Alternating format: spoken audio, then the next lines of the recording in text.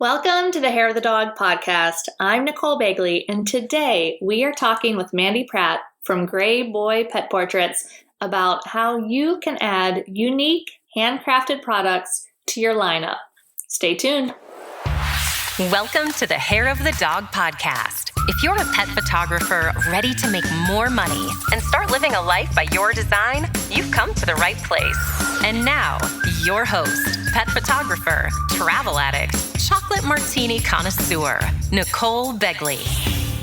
Hey everybody, Nicole here from Hair of the Dog, and today my special guest is Mandi Pratt from Greyboy Pet Portraits in beautiful sunny Southern California. Welcome, Mandi. Welcome to the podcast. Thank you. Thanks for having me. Oh, of course. This is my honor. I'm super excited for this conversation. So I guess before we even let the cat out of the bag of what we're talking about, just go ahead and give us your background of, when you got started in photography and how you started your business. Sure. So a long time ago, I went to college for graphic design, actually, and had a bunch of different art classes, and photography was my favorite. So I followed that, degree and did the graphic design, and then ended up realizing I love photography way more. So started out doing that, and then narrowed down into the pet photography, and was finding that people were asking me, like clients were asking me after we'd have a session, is there any way, gosh, I wish I would have done this like with my pets that have already passed. Is there any way that you can do something special with, photos I have of them? And for so long, I was like, no, sorry. I was trying to picture myself like photoshopping like a, phone shot or something. And also, I should say too, I was trying to figure out a way to stand out in my market because it's pretty saturated down here. And also thinking like another stream of revenue. And then my Grammy, who's an artist, had told me, why don't you come out here and just play? She's in Arizona. So come out here and we can have some fun. You can play on my printing press. And so I went out there and she was showing me some different things that she had tried. And then I ended up taking like a couple different workshops with the master printmaker who actually invented these cool like etching plates. And so I studied under him for a couple years and then, started getting better at it and then experimenting a little bit more. And then finally was able to start offering it to my clients. And it was just a cool way to take even pictures I had done as well as pictures that they have and make something special. And with the etchings on my website, it shows how they're made. You kind of have to see it to really grasp it, I think. But it's a whole process of etching a plate from a photo and then washing the plate, and then you ink it, and the ink stays in the grooves of the etching, and then you wipe it off, and you have to wipe it off just right, and then you pair it up with dampened fine art paper, and then I run them together through my grandmother's printing press, and it comes out feeling kind of like letterpress, when it's pressed into the paper. And each one is different and unique. It depends on how you ink the plate, and sometimes it takes me a couple times to get the image just right. So sometimes you get, happy accidents, and sometimes you have to really try. It depends on the image. So anyway, that's how those started. And that's awesome.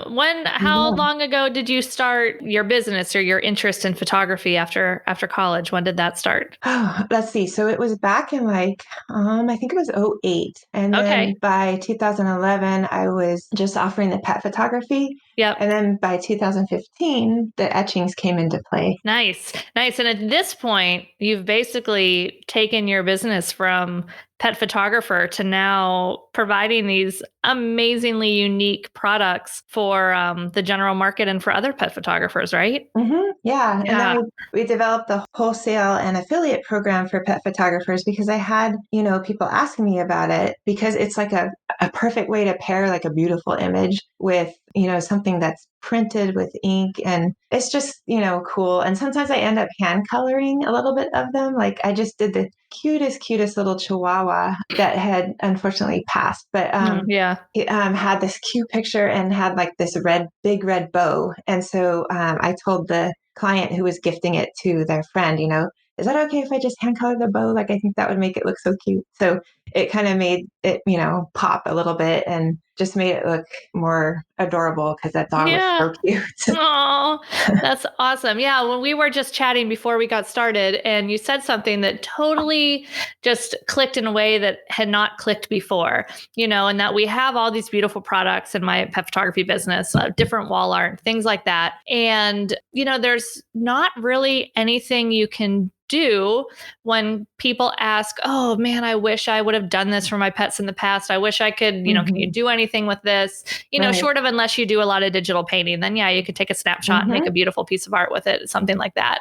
But when you mentioned that, I was like, oh my gosh, you could totally create a little wall gallery of these amazing little, framed etchings. They're beautiful, with all of the clients' pets, past and present. And, what a unique, amazing thing to offer. And yeah, I think that's pretty cool. One question though. Yeah. The biggest burning question on my mind, because as a photographer, that we know that light is very important. And, even with digital painting, sometimes, unless you're very skilled, starting with a good image with a good base is very helpful. And if you're trying to just edit a photo, I've had clients before that, they had just a snapshot, and they're like, can you please make this look like this one so it matches for the wall? And I'm like, well, yeah, no. Yeah. So if you are taking, a client with a pet that's still with us, and then you show them these, and they're like, oh yeah, that would be great. And they decide to use a snapshot of previous pets that have passed. How important is the lighting on those images to create something that's cohesive with the new stuff? This blows me away with the etchings. I can't even believe it because of the medium they are. And it's like you have to hold one or see one to really get it, but it's like they're kind of like imperfectly perfect. Right. Because they have that kind of like vintagey feel. And so like you even get little like artifacts, in the background. It's cool. But it's super, super forgiving. Like I get images sometimes off a cell phone that I'm just looking at them going, oh my goodness, like how am I going to make this work? But with a little bit of sharpening in Photoshop and a little bit of like extra dodging and burning, and I kind of have to make up details sometimes where like the highlights are blown out, the stamp tool. So I end up doing that. And then, it comes out and I'm just like, oh my gosh, this is amazing. Thank God. Woo. So it's just incredible. Like I never would have thought that, I always, in the beginning, I thought you had to have like a perfect image, and granted, when I'm etching a pet photographer's image over, somebody that found me on my website and is sending over a cell phone shot, it's much different. But, but yeah, it's just, they're so forgiving, just the type of artwork it is, I guess you'd say. Yeah, that's awesome. And then this is just my curious burning question of the etching. Are you like hand etching it? Is it something that's a digital etch into that? How's that work? It's so cool because everything's handmade. So basically, somebody will send me the photo and I try to keep all the details. So like when I'm working with a pet photographer, I tell them like, send it to me like more like in the raw version that you would have versus when you put in some extra punch to it, like contrast and stuff. Like I'd rather have those mid-tones to work with. Yep. So yeah, that really helps. Yeah, that's super cool. Oh, it's so beautiful. I absolutely love it. Did you get mine? Did you get the little one that I sent? I did. The little terrier nose. It's so cute. I love it. It's adorable. So as you know, Mandi, we have tons of pet photographers here on this podcast listening, and we're going to talk a little bit in a second about how they can find other businesses to partner with for special gifts for their clients. But before we get there, I did just want to kind of go over some frequently asked questions that people might have if they're listening to this and thinking that, oh my gosh, this might be a really incredible fit to have a new product offering for my business or something they want to explore. And you guys, you have to go to the website, greyboypetportraits.com, and check it out because you have to actually see these things, at least virtually, but then in real life, it's a whole nother ball of wax. They're just gorgeous. So what are some of the questions that you tend to get from people, or what are some things that pet photographers that are thinking about maybe trying to partner with you or looking into that should know before they get in touch? Right. Well, I have different questions from like just the general population and then pet photographers, but I know, a lot of times when people, even the pet photographers who have created their own, of their own dogs, they said like, gosh, how do I know which one to pick? And so I always tell people, just send me like a few and I can suggest which one would make the best etching. Oh, yeah. Because it helps me to just kind of look through them and, suggest which one. But so that's a question. And then the other one I get is, can you etch a photo of the two dogs together? And yes, of course. And then also they even evolved further, like after 2015, when I realized it was a couple of years after I had said goodbye to my own kitty, whose nickname was Greyboy, that's who I named the business after. And I was like, wait a minute, if I'm inking these plates, can't I just add like a little bit of ash to the ink? Because I have like this box and I have this thing and I just have like this mix match things of his, I wanted to put it together. And so I figured out, oh my gosh, like you can add just a teeny tiny bit of ash in with the ink. So, it's truly like a keepsake. That's amazing. And then I figured out another way. If I didn't want to put it on his, on his etching, I could just put it in a little wax seal. So I just put like a little tiny bit and then put the wax seal next to his etching along with like a lock of his fur and then his little like tag, not dog tag because it's a cat tag, but right. And so I ended up making the little collages like that. So that was cool too, because I get questions like, can I do a collage? Yes. So there's examples on my website, but I've done collages and I'll make anything, seriously, like whatever somebody wants. So one of the ones I just did was a mix between a regular collage, so just two images etched right next to each other. And then they wanted the paw prints, of each dog underneath. So that was something new. So that was kind of cool. That was fun to figure out the sizing and all of that. And it turned out cute. They were super cute little dogs. So that's another question. So yeah, I do custom, whatever somebody wants. And then with the pet photographers, it was funny. Like when I was first getting started, I totally didn't even think of this, but I had like one of my good friends who's a pet photographer. She wanted to ask me this question, but didn't want to like hurt my feelings. And she was like, she's trying to like, figure out how to ask it nicely. But she was like, so like, if I wanted to offer this wholesale, like, is Greyboy going to be on there? Like, is your branding going to be on there? And I was like, oh yeah, I get it. I was like, no worries. And so we figured out that I would just my initials in the corner and it would just be MP. And there was no Greyboy branding on it, which is totally fine with me. I don't care. And then I would just title it, usually with the pet's name. And then on the left, I number the print. So, and there's more. I can talk about that, but if somebody's interested in these, I'll, talk more about that. But anyway, it was interesting. And so the couple of pet photographers that I work with that do this wholesale, they each have, different things that they want to do or not do, which was fine. And then the ones that are affiliate. So the difference between the wholesale and affiliate. So wholesale, I'm working with the pet photographer and they're sending me their photo.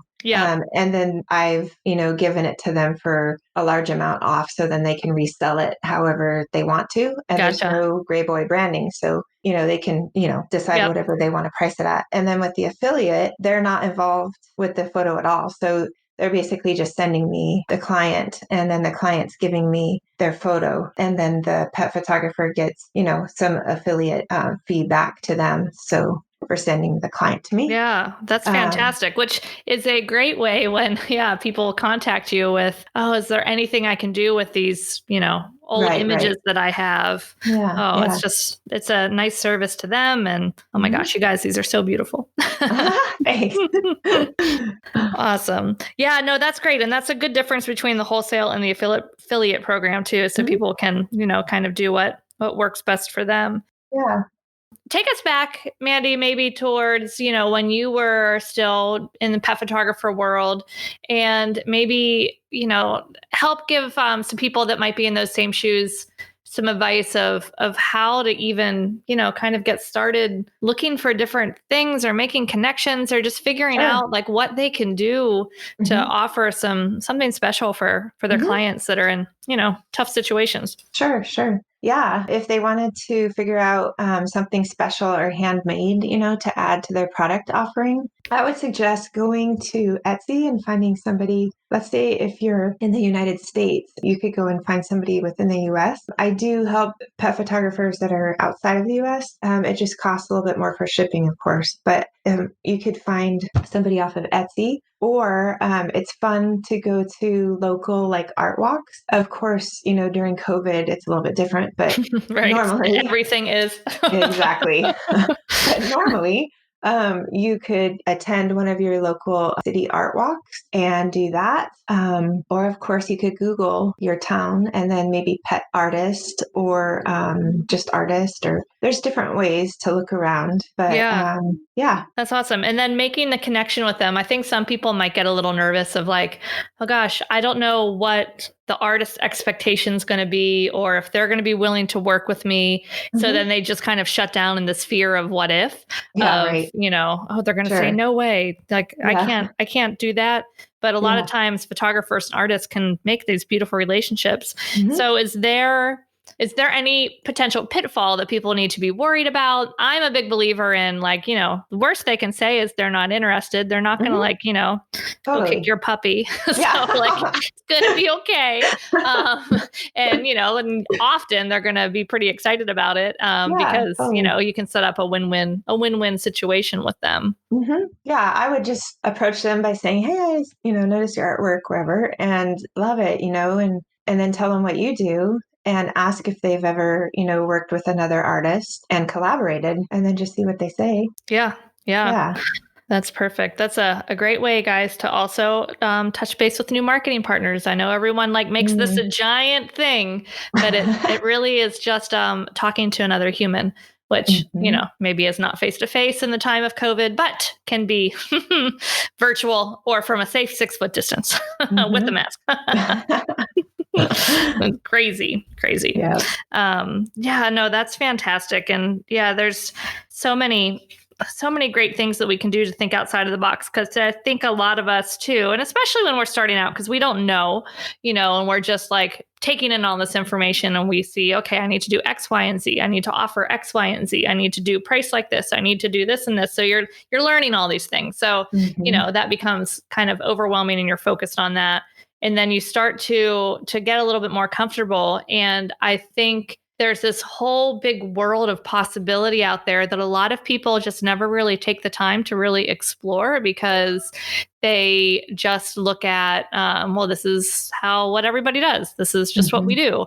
But gosh, there's just such an untapped reservoir of just amazing new products that can really help you stand out. You don't have to just offer what your lab offers. You can partner with these other people as well. Yeah. Fantastic. So Mandi, maybe you have some advice for us as well as what we can do to help our clients in the, the sad situations where their pet does pass. Because unfortunately, it happens to all of them and far too soon. But how can we make it easier for them or just show that we care? What advice do you have? Well, I remember when I was doing the sessions and then you find that out and, they usually come back to you and say, oh my gosh, thank you so much. Right. I will even more cherish these pictures, and then I remember wanting to send them something special, even a card, and especially for clients who have come back to you a couple times, or spent a large amount and just invested so much, it's like you want something a little bit special. And I felt like, I started sending them all the same sympathy card that you would see at PetSmart or something. Yeah, right. And so I was like, all right, I gotta get more creative. So step it up. Yeah.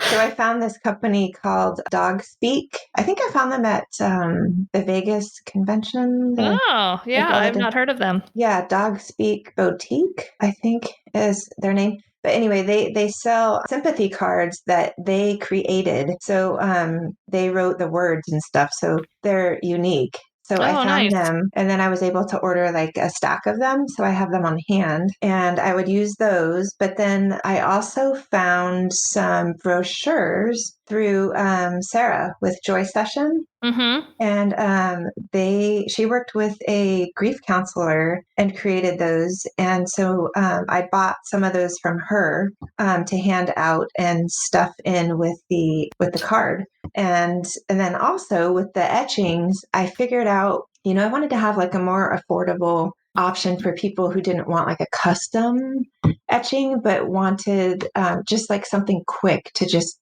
my friend just lost their chihuahua Yeah, and right. she's so sad. Like, what can I just send her, that's something quick and just, I'm thinking of you. So I thought it would be fun to make like the little muzzles of, the little nose and mouth of the different breeds. So I started with, I think it was like a Frenchie and then a Aw. golden. And then now I've made like, I don't know, 20 of different breeds or something. And then I have a kitty. And they're just little like 5x5s. Yeah. And that's what I sent you Yeah, they're as a beautiful. thank I'm you. looking at it right here. Yeah, the little terrier nose. Uh-huh. And then I went to like Hobby Lobby and found these tiny little like table easels that I can set Yeah. them on. And then they have like the cutest little 5x5 frames too. So I figured that out. So anyway, just thought those are perfect for gifts. So when I have, pet photography clients who I know are grieving, it's just like a little something special, to send out for my favorites or, Yeah. my regulars. So yeah, I started doing those and it was fun. So, and I'm going to keep making, different breeds as the need comes up. But I think the last batch we did a pitty and a boxer and the Shih Tzu. Nice. So those were fun. So yeah, Yeah. those. And actually, those are really good samples. So I was going to say too, if anybody was interested in like seeing what an etching is like for real, I'm happy to just gift them with a little mini etching so they can tell me which one they want and I'll ship it to them. Nice. And as long as they're in the US, I'll just ship it for free. Yeah, nice. That's very nice of you. That way they can see and then Yeah, it's they just are a really fun way to just, sample. yeah, they're really unique. I truly have never seen anything like them. They're really cool. Yeah, I'm excited. My wheels are turning. It might be a new product for me. I love it. I love it. Gosh, Mandi, this has been so good. Thanks so much for taking the time and sharing your journey and sharing your, unique talent of, what you've created. It's pretty special. Oh, thank you. Yeah, I love it. And I think a lot of our listeners are going to love it too. So you mentioned Sarah from Joy Session, and that's Sarah Earnhardt or Sarah Beth Photography. She's been well known for Joy Sessions, which was like the end of life sessions. One of the first pet photographers in the industry to really, really market those sessions, and just really that's her passion. That's where she feels, called to give back to the pet world. So she created a Joy Session network. And Sarah, if you're listening, I'm going to be emailing you right now because I need to get you on the podcast too, so you could talk more about that. But Mandi, I know you've worked a little bit with her. Can you tell everyone just a little bit about Joy Session Network or some of the other, things that they have to help? Yeah. So she had created this excellent brochure with her friend who is a grief counselor. And she created this brochure that helps, grieving pet parents, know how to get through the different stages and what can you do to help yourself. And people have found it like super, super helpful. So I like to always include that when I send out a sympathy card. And then there's another thing she was working on too. I hope she doesn't mind me sharing this, but she had made like a 1-page PDF, ways to memorialize a pet who's passed. And she had the etchings on there, but she had a lot of other cool things too, like an artist that uses the ashes to make like pet jewelry and stuff. Yeah. So it was really cool. So sometimes I will include that as well. So people know, there's other things too that they might be interested in, not just the etchings. So I found that was helpful too, and people appreciated that. Yeah, no, that's a great resource. Thanks for sharing. And yes, we'll get Sarah on the podcast soon. Cool. Go ahead and let us know where people can find you. Sure. So the website is Greyboy with the E, Greyboy, and then petportraits.com. And then they can just contact me through the contact link on there. Perfect. And Perfect. I just want them to say, don't be afraid to ask me any questions. Like my one pet photographer was afraid to ask, can we skip the Greyboy branding if I'm going to be wholesaling? Right. Yeah, there are no silly questions. Yep. So doesn't hurt to ask. Yeah. Awesome. Well, again, thank you, Mandi. It's so great to chat with you. And you guys definitely go check these out. They're absolutely beautiful. And you should probably all get one for your own dog, I'm thinking too. And cat. And horse. Do you do horses? Yes, I do. Okay. All right. I might have to have a whole little gallery in my office. That'd be perfect. Awesome. Thank you again, Mandi. We'll talk to you soon. Hey, pet photographers. Are you struggling to bring your vision to life? Do you long for creating a style that is true to you? Are you ready to leave the fads and trends behind and learn how to create a style that is uniquely yours so that your work can stand apart? Here at Hair of the Dog, we are hosting a free 5-day Unleash Your Style Challenge to help you do just that. Registration's open now, so go to www.hairofthedogacademy.com/unleash to save your seat. We can't wait to see what you create.